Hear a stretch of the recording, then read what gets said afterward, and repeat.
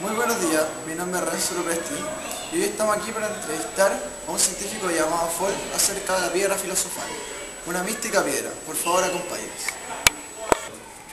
Buenos días. Le quería hacer unas preguntas. Por favor. ¿Qué es la piedra filosofal? Bueno, la piedra filosofal es un artefacto el cual buscaba todo alquimista para así encontrar la perfección, ya sea convertirlo en metal en oro. Doctor Folk, ¿cómo se crea la piedra filosofal? Bueno, la piedra filosofal es muy difícil tener la certeza de cómo se creaba, pero se creía o se cree que la piedra filosofal se creaba a partir de almas de la gente.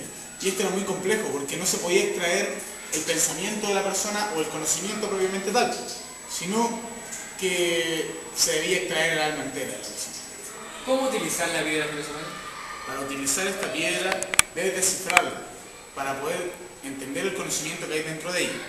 Porque cuando tú descifres eso ya tendrás todo ese poder.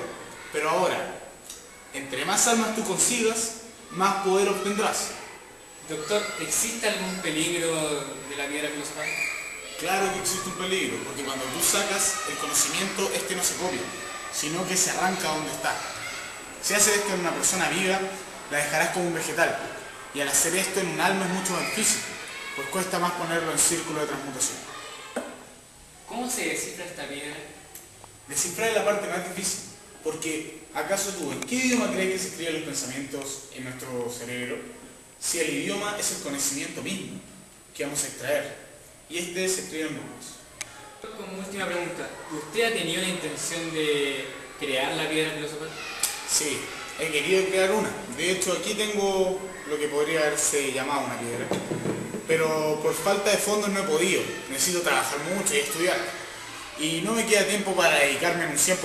Además tendría que buscar almas en cementerio y cosas por el estilo. Y los pensamientos cuando una persona muere quedan ahí. Hoy en día, algunos científicos siguen creyendo en la teoría de la piedra filosofal y muchos de estos intentan recrearla, ya que esta representa la perfección misma. Muchas gracias. Adiós.